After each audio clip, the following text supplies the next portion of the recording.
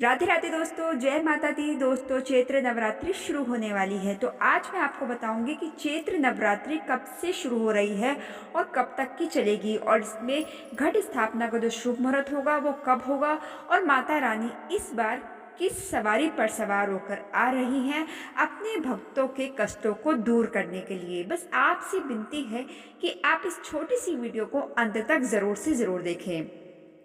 दोस्तों, इस बार जो मार्च के अंत में ही चैत्र नवरात्रि का व्रत शुरू हो जाएगा।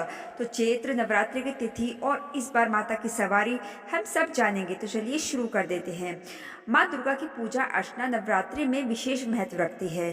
चैत्र और अश्विनी माह में नवरात्रि मनाई जाती है और भक्त जो होते हैं वो 9 दिन तक व्रत रखकर माँ दुर्गा की पूजा करते हैं। और हर साल चैत्र माह के शुक्ल पक्ष की प्रतिपदा से लेकर 9वीं तिथि तक चैत्र नवरात्रि मनाई जाती है। नवरात्रि का व्रत रखने और माता की आराधना से भक्तों की हर मनोकामना पूर्ण हो जाती है। आदिशक्ति माँ दुर्गा की महिमा का वर्णन किया गया है और बताया गया है कि माता अपने भक्तों के सभी दुख और कष्टों का निवारण करती है। आमतौर पर अप्रैल के महीने में चैत्र नवरात्रि का व्रत रखा जाता है, लेकिन इस बार मार्च के अंत में ही चैत्र नवरात्रि शुरू हो जाएगी। तो चलिए जानते हैं ऐसे में इस वर्ष कब से शुरू हो रही है चैत्र नवरात्रि, और माता दुर्गा की सवारी क्या है। चैत्र नवरात्रि का जो शुभ मुहूर्त है वो मैं बता देती हूँ। इस बार जो चैत्र माह के शुक्ल पक्ष की प्रतिपदा तिथि, जो पहली जो तिथि होती है प्रतिपदा तिथि, वो शनिवार को 29 मार्च को ही लग जाएगी। शाम को 4:27 पर शुरू होगी। तो 29 मार्च को तो हम व्रत नहीं रखना शुरू करेंगे, तो हम अगले दिन यानी उद्या तिथि में 30 मार्च को हम व्रत रखना शुरू करेंगे। और जो प्रतिपदा तिथि होगी ना, वो 12:49 पर समाप्त हो जाएगी।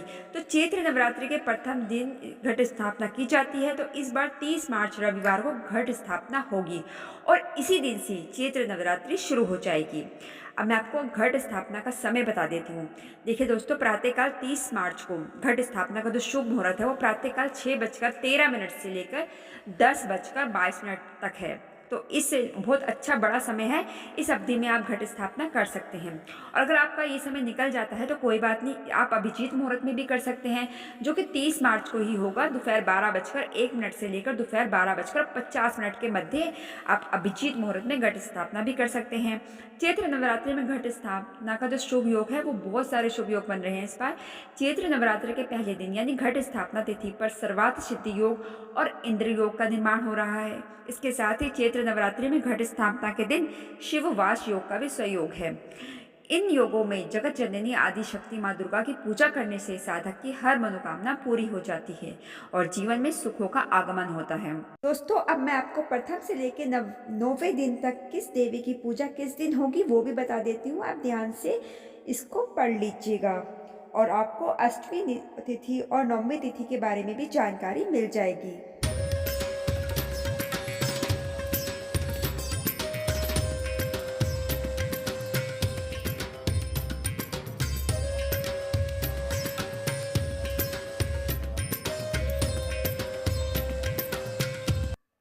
दोस्तों, अब मैं आपको बता देती हूँ माता रानी किस सवारी पर सवार होकर आ रही हैं अपने भक्तों के दुखों को दूर करने के लिए।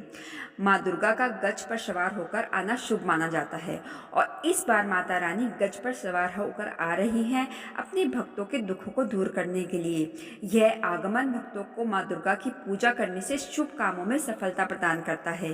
गज पर माता दुर्गा का आगमन पूरी दुनिया के लिए शुभ प्रभाव लेकर आता है। देवी पुराण में नवरात्रि की शुरुआत के दिन के अनुसार माता के आगमन की सवारी का वर्णन किया गया है। नवरात्रि अगर सोमवार या रविवार से शुरू होती है तो माता हाथी पर सवार होकर पधारती हैं। नवरात्रि अगर शनिवार या मंगलवार से शुरू होती है तो माँ घोड़े पर आती है। नवरात्रि अगर गुरुवार या शुक्रवार से शुरू होती है तो माता डोली या पालकी पर आती है। नवरात्रि अगर बुधवार से शुरू होती है तो माता नाव पर आती है। माता का डोली में आना शुभ नहीं माना जाता। माता के डोली में आने का मतलब है कि दुनिया में बीमारी और महामारी फैल सकती हैं। व्यापार में मंदी, अर्थव्यवस्था में गिरावट की भी आशंका होती है। प्राकृतिक आपदा का भी सामना करना पड़ सकता है। दोस्तों, लेकिन दोस्तों खुशी की बात यह है कि इस बार माता रानी हाथी पर सवार होकर आती हैं। इस बार चैत्र नवरात्रि में माता दुर्गा के आगमन और प्रस्थान की सवारी एक ही है, जो हाथी है। ये बेहद शुभ संकेत है, यानी कि इस बार किसानों के लिए अच्छी पैदावार होने वाली है। इस साल वर्षा भी खूब होगी। हाथी को सुख, समृद्धि और शांति का प्रतीक माना जाता है। इस साल की चैत्र नवरात्रि शुभ फल देने वाली है। साधकों के सुख समृद्धि के रूप में माँ का आगमन होगा। तो दोस्तों आपको नवरात्रि से जुड़ी ये जानकारी कैसी लगी? आपको अगर ये जानकारी अच्छी लगी हो तो ज़्यादा से ज़्यादा इस वीडियो को अपने दोस्तों और रिश्तेदारों में शेयर करें और मेरे चैनल को सब्सक्राइब करना बिल्कुल मत भूलिएगा और इस वीडियो को लाइक करना भी बिल्कुल मत भूलिएगा। जय माता की। राधे राधे।